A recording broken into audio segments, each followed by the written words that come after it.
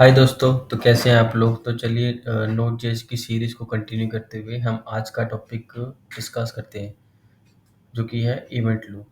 तो पहले तो यार मैंने सोचा था कि जो टॉपिक मैंने डिसाइड किया था आज के लिए वो था how note JS work. But फिर मुझे लगा कि इससे पहले कि हम ये जाने कि नोट जेएस कैसे काम करती है, उससे भी एक ज़रूरी टॉपिक उससे पहले आता है इंट्रोडक्शन में, कि यार इवेंट लूप क्या होता है और ये नोट जेएस के अंदर कैसे काम करता है।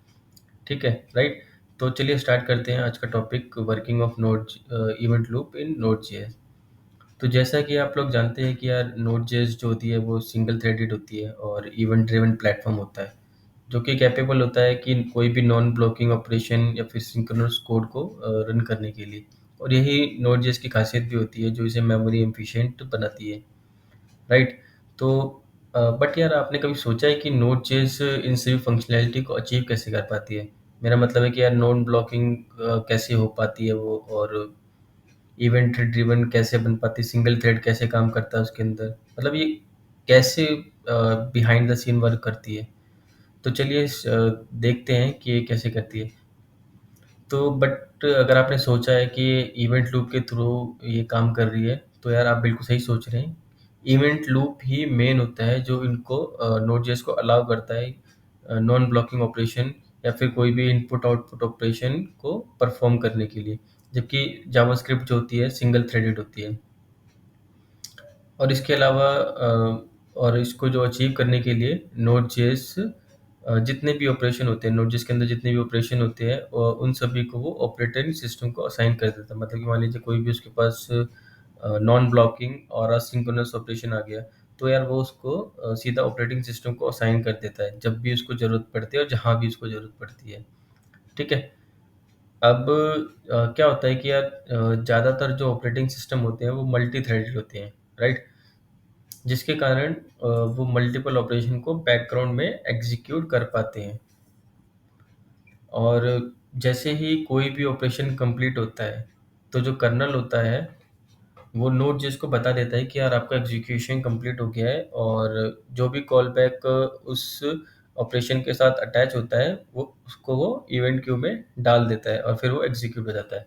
मतलब कि यार इसको हम एक सिंपल भाषा में समझे कि जैसे कि नोड अब कोई भी जो ब्लॉकिंग काम आ गया कोई भी, ठीक है, तो वो क्या करेगा, वो उसको ऑपरेटिंग सिस्टम को दे देगा कि यार ये काम मेरे लिए तुम कर दो। और जैसे ही वो काम पूरा हो जाएगा, वो नोड.js को बता देता है कि कॉल बैक फंक्शन फायर कर देता है कि ये तुम्हारा काम था और ये पूरा हो चुका है। ठीक है। हालाँकि मैं यहाँ पे एक नेक्स्ट पॉइंट से पहले एक छोटी-सी चीज़ बताना चाहूँगा कि कॉल स्टैक क्या होती है, ठीक है?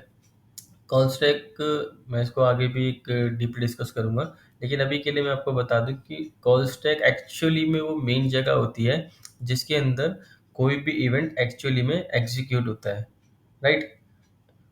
तो अब आगे देखते हैं कि अब इवेंट लूप की ऐसी क्या खासियत होती है जो इसे इतना इम्पोर्टेंट बनाती है, राइट? तो चलिए देखते हैं। अब इवेंट लूप क्या होता है? इवेंट लूप मतलब कि कुछ नहीं होता, ये एक एंडलेस लूप होता है जो कि वेटिंग स्टेट पे रहता है हमेशा, राइट? जैसे कि कोई भी नया टास्क आया, और फिर जैसे ही उसको कोई नया टास्क मिल जाता है, तो वो उस टास्क को एग्ज़ीक्यूट करता है और फिर दोबारा से स्लीप मोड में चला जाता है। और जब तक कि कोई नया टास्क नहीं आता, तब तक वो वैसे ही रहता है। जैसे ही कोई नया टास्क मिल जाता है, दोबारा से वो उसको प्रोसेस करना स्टार्ट कर देता है। अब वो उसको प्रोसेस करता कैसे है? ठीक है। अब जो इवेंट लूप होता है, उसके पास एक इवेंट क्यू भी होती है। अब इवेंट क्यू क्या होती है कि जितने भी इवेंट होते हैं ना, वो सारे के सारे इवेंट क्यू के अंदर जाते हैं। ठीक है।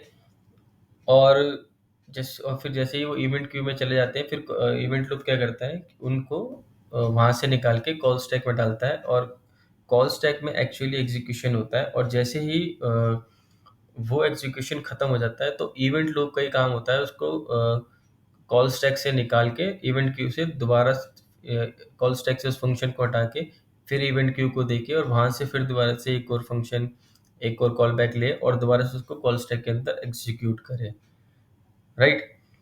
अब और जो इवेंट लूप के अंदर प्रोमिसेस होते हैं, जो हम यूज़ करते हैं प्रोमिसेस कॉल बैक, वो भी हम इवेंट लूप की वजह से ही कर पाते हैं। मतलब कि इवेंट लूप हमारा मेन हीरो है, वो सब कुछ देखता रहता है कि यार इवेंट लूप के अंदर इवेंट लूप खाली है या भरी हुई है। अगर वो खाली है तो वो वेटिंग स्टेट में रहेगा, वो इवेंट लूप चेक करता रहेगा। और जैसे ही इवेंट लूप क्यू के अंदर कोई भी हमारा नया टास्क आएगा तो वो उसको इवेंट क्यू से निकाल के कॉल स्टैक के अंदर डालेगा और वहाँ से उसको एग्जीक्यूट कराएगा इवेंट लूप।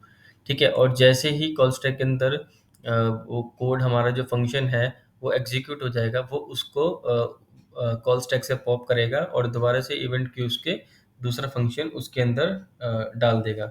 ठीक है, तो चलिए अब हम फाइनली देखते हैं कि यार how event loop works actually.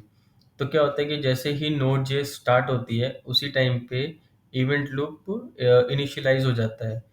और उसी टाइम पे अगर कोई स्क्रिप्ट भी होती है और अगर कोई उसके अंदर कोई स्क्रिप्ट है और उसके अंदर कोई एपीआई कॉल हो रही है तो वो भी उसी टाइम पे होती है। और जितने भी टाइमर्स होते हैं, शेड्यूलर्स होते हैं, वो सभी उसी टाइम पर सेट हो जाते हैं।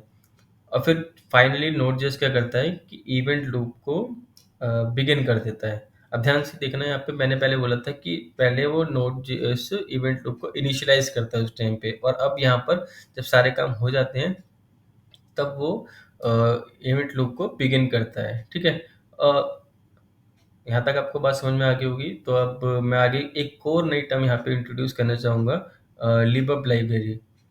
ओके, लिबब लाइब्रेरी जिसके बारे में मैं एक सेपरेट वीडियो बनाऊंगा, जो कि बहुत ही इंटरेस्टिंग टॉपिक है क्योंकि, बट अभी के लिए मैं आपको एक ओवरव्यू दे देता हूँ एक्चुअली में लिबब लाइब्रेरी होती क्या है। लिबब लाइब्रेरी को एक्चुअली में सी लाइब्रेरी में लिखा गया है, जिसका मेन यूज है लो लेवल से डील करना। और यहाँ पे लो लेवल का मतलब है मशीन या हार्डवेयर से डील करना। यहाँ पे एक नोट पॉइंट है कि नोड जेएस कभी भी डायरेक्टली मशीन से डील नहीं करता।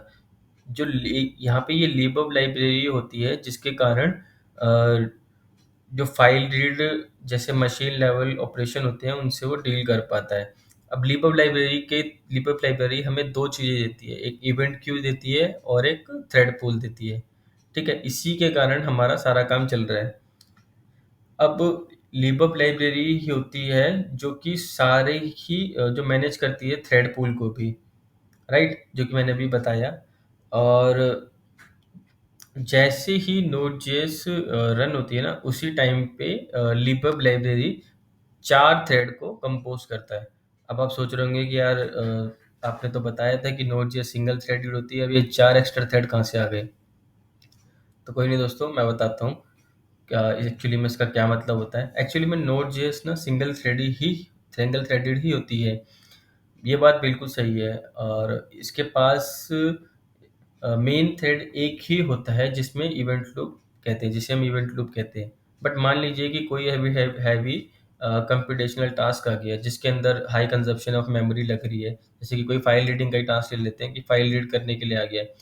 अब क्या होगा कि नोड.js के पास तो एक ही थ्रेड है, मान लेते हैं कि अभी एक ही थ्रेड है। तो क्या होगा कि उसको उस रिक्वेस्ट को प्रोसेस करने में मान लीजिए कोई टाइम ज़्यादा लग गया, बहुत ज़्यादा, तो क्या होगा, हमारा जो इवेंट लूप होगा वो ब्लॉक हो जाएगा। तो इसी चीज़ से बचने के लिए कि हमारा सारा चीज़ें स्मूथली चलती रहे, तो क्या करता है कि नोड.js इन सभी जो भी ये हैवी टास्क होते हैं ना, जिसकी जैसे कि फाइल रीडिंग ऑपरेशन या फिर अ, अ, कोई भी सिंक्रोनस ऑपरेशन जो कि बहुत ज़्यादा टाइम ले रहा है, तो वो उनको ऑफलोड कर देता है एक सेपरेट थ्रेड पे। और वो थ्रेड वो कहाँ से लेता है? वो लिबक थ्रेड पूल से ही लेता है। Okay, got it. आगे मूव करते हैं। अब क्या होता है कि जैसे ही थ्रेड टास्क को कंप्लीट करेगा तो वो उसे इवेंट क्यू में भेज देता है। जैसे कि आप यहाँ पे देख सकते हैं कि ये इवेंट क्यू है और वो उस टास्क को इस इवेंट क्यू के अंदर भेज देगा। तो जैसे ही और वो उसको इवेंट क्यू में भेज देगा तो इवेंट लूप क्या करेगा, उस टास्क को इवेंट क्यू से ले जा निकाल के कॉल स्टैक में डालेगा, उसको एग्जीक्यूट कराएगा और जैसे ही उस टास्क का एग्जीक्यूशन पूरा हो जाएगा उस टास्क को दोबारा से कॉल स्टैक से निकाल के निकालने का काम भी कॉल इवेंट लूप ही करेगा और फिर दोबारा से इवेंट क्यू को देख के उसमें नया टास्क डालेगा। ठीक है, अब मैं आपको एक और चीज़ बता देता हूँ यहाँ पे। फॉर एग्जांपल एक एग्जांपल ले लेते हैं। जैसे कि मान लीजिए कि दो रिक्वेस्ट आई, ठीक है। पहली रिक्वेस्ट एक C1 क्लाइंट ने करी, दूसरी रिक्वेस्ट C2 क्लाइंट ने करी, ठीक है। पहली तो एक नॉर्मल रिक्वेस्ट है जो कि कंसोल करा रही है, कंसोल डॉट लॉग ए, ओके। और दूसरी जो रिक्वेस्ट है वो कोई हैवी कंप्यूटेशनल टास्क करा रही है जो कि बहुत ही जैसे फाइल रीडिंग ही मान लेते हैं, जैसे हम एग्जांपल ही ले रहे हैं फाइल रीडिंग का। तो अब क्या होगा कि जैसे ही नोड.जेएस क्या करेगा, इन से दोनों रिक्वेस्ट को ले लेगा और इन दोनों को इवेंट क्यू के अंदर पुश कर देगा, राइट। जैसे ही इसने उसको इवेंट क्यू के अंदर पुश कर दिया, यहाँ पे अब हमारा मेन हीरो का काम आता है इवेंट लूप का। अब इवेंट लूप क्या करेगा, उसको इवेंट क्यू को हरदम चेक करता रहता है, इनफाइनाइट टाइम्स तक चेक करता है ये सब कुछ। और वो देखेगा कि यार इसके अंदर दो टास्क आए हैं, एक तो नॉर्मल है जिसमें कंसोल करना है ए को, और दूसरा फाइल रीडिंग का ऑपरेशन है। तो अब इवेंट लूप डिसाइड करेगा कि उसको कैसे करना है, ठीक है। अब यहाँ पे वो पहला जो ऑपरेशन है वो नॉर्मल ही है, वो क्या करेगा, उसको सीधा सी एग्जीक्यूट कराएगा और उसको पहले टास्क को लेगा और उसको कॉल स्टैक के अंदर डालेगा इवेंट लूप, और उसको एग्जीक्यूट कराएगा और उसको रिटर्न कर देगा। बट जो दूसरी रिक्वेस्ट है वो देखेगा कि यार ये तो बहुत ही हैवी कंप्यूटेशनल टास्क है फाइल रीडिंग का, क्योंकि फाइल रीडिंग करने में टाइम लगता है थोड़ा सा। तो वो क्या करेगा, वो उसको एक थ्रेड पुल के पास जाएगा, ठीक है। थ्रेड पुल से बोलेगा यार मुझे ना एक थ्रेड दे दो, मुझे एक हैवी टास्क कराना है। तो थ्रेड पूल उसको इवेंट लूप को एक थ्रेड दे देगा। अब इवेंट लूप क्या करेगा कि जो हैवी कंप्यूटेशनल टास्क है फाइल रीडिंग का, वो उसको उस थ्रेड के साथ अटैच कर देगा, ठीक है। अब क्या होगा, बैकग्राउंड इवेंट लूप फ्री हो गया, इवेंट लूप के बस काम नहीं है कोई। अब बैकग्राउंड में वो जो जो एक एक्स्ट्रा थ्रेड था, वो उसको उस टास्क को एग्जीक्यूट करेगा। और जैसे ही वो टास्क कंप्लीट हो जाएगा, फाइल रीडिंग का और डाटा उसने रीड कर लिया, तो वो उस फंक्शन को कॉल स्टैक को एक इवेंट क्यू के अंदर दोबारा से पुश कर देगा। अब इवेंट लूप तो देख ही रहे हो, दोबारा से काम, जैसे ही उसका रिजल्ट आया उसने, और वो उसको कॉल स्टैक के अंदर डालेगा और उसको एग्जीक्यूट कराएगा और उसको रिटर्न करा देगा, राइट। तो इसको चलिए एक एग्जांपल की मदद से भी देखते हैं कि ये कैसे काम करेगा, राइट। तो ठीक है दोस्तों, फिर अब हम अपना नेक्स्ट एग्जांपल जो है, जो हमने इवेंट लूप समझा है, उसको कोड की मदद से ही समझ लेते हैं। तो अभी हम यहाँ पे एक लाइन लिख देते हैं कंसोल डॉट लॉग, और इसके अंदर फर्स्ट लाइन डाल देते हैं और एक असिंक्रोनस ऑपरेशन ले लेते हैं सेट टाइम आउट का, और उसमें फंक्शन सेट कर देते हैं और उसका टाइम सेट कर दिया हमने 1000। इसमें क्या होता है, सेट टाइम आउट में पहला फंक्शन वो कॉल बैक लेता है और दूसरा पैरामीटर टाइम लेता है, ठीक है। इसके अंदर हम कंसोल डॉट लॉग डाल देते हैं सेकंड लाइन।